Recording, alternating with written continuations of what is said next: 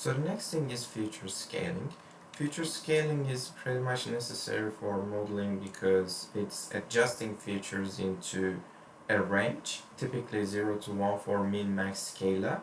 This is what we do right now from, again, Scikit-learn library pre-processing. We are going to import min-max scalar, and scalar, I'm gonna go call scalar min-max scalar future underscore range. We will go with the typical 0 to 1, and lastly fit that into fit underscore transform x. Now we are done with the feature scaling. Next thing is finally training and testing our data.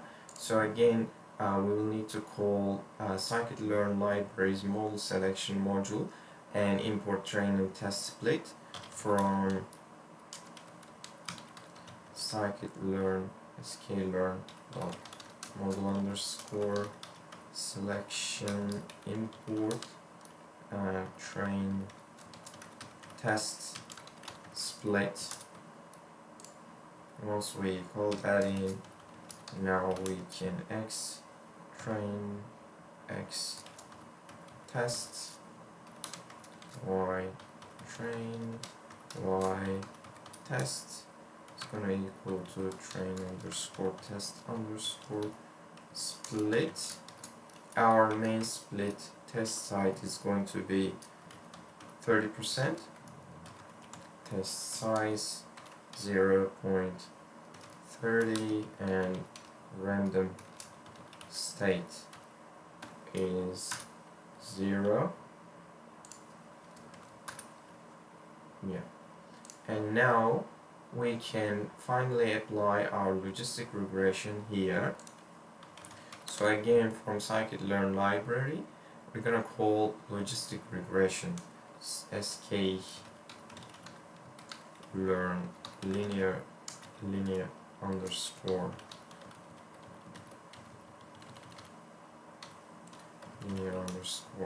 model import logistic regression, and log underscore reg is going to be logistic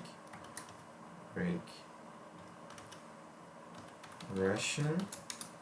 Once we apply these steps, we can go and fit that in.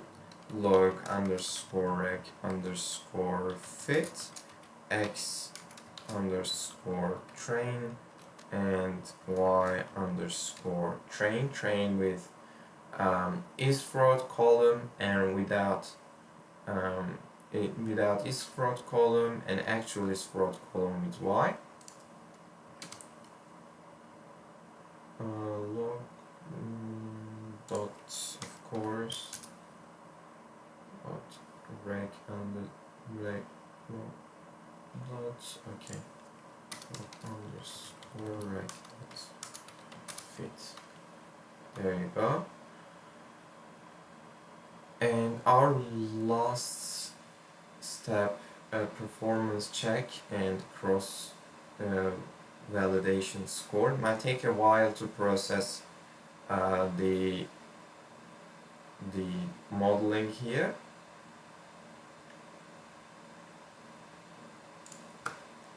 Now I'm assuming I need to also put the prediction in.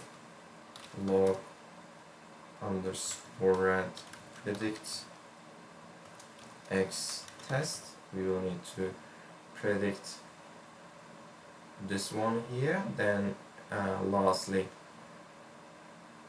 check out performance. We're done with the logistic regression part here. We have applied and set up our modeling. Next thing we want to do is to check out performance. So I have already put down our performance check Scikit-learn metrics modules, but let me type that in again. Scikit-learn dot matrix. We will need to import accuracy score, accuracy underscore score.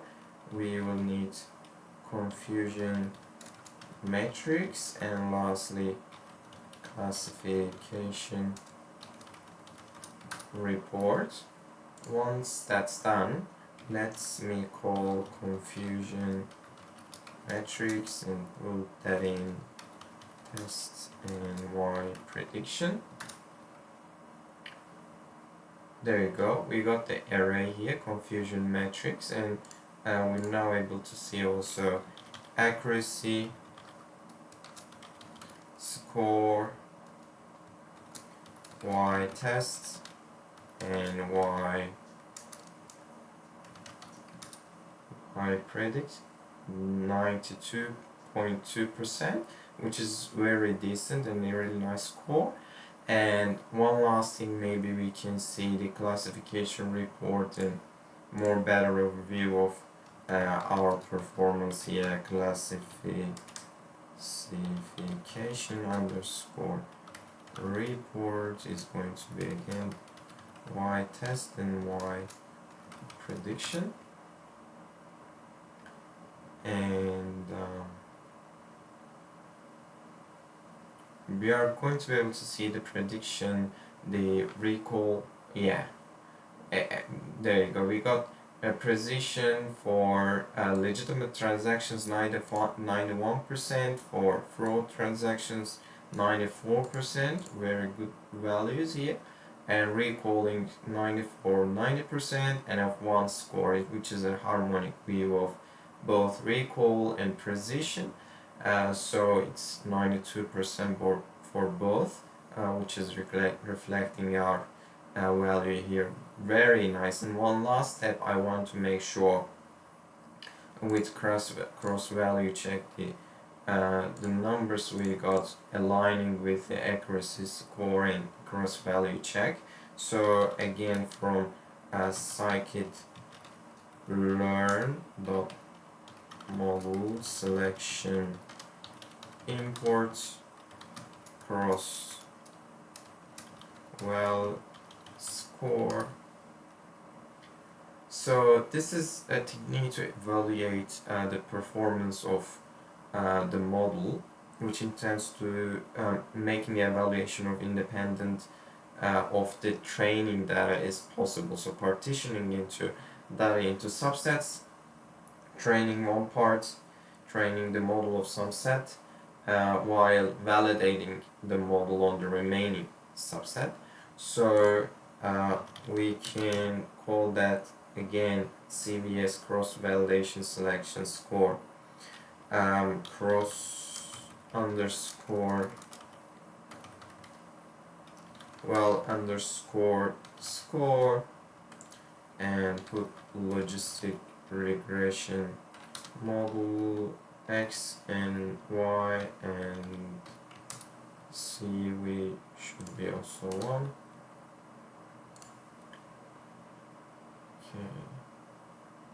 K fault code requires at least train setting and splits underscore. Okay, so 3 times, of course. It's not what we intended to do. We want to see it for 3 times. I've put in just one. It's a mistake. So also we can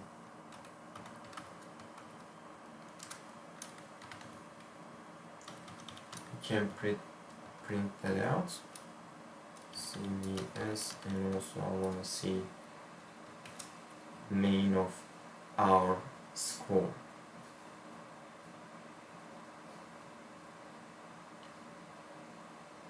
Let me also insert that one, and it's now processing 2 different snippets, code snippets. One cross value score, which is what we are expecting for 3 times, applying 3 times to our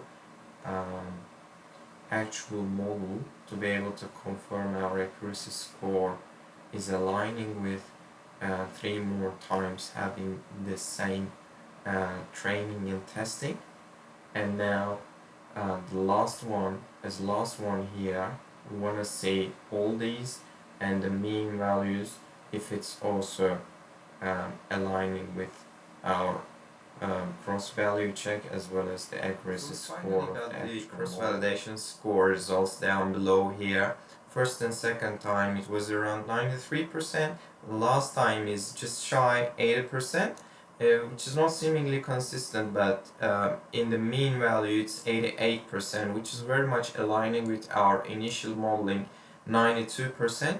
I think we are done with it. We have confirmed that we got 90% accuracy for a transaction to be legitimate or fraudulent. I think that should be it for today, and thanks very much for watching me.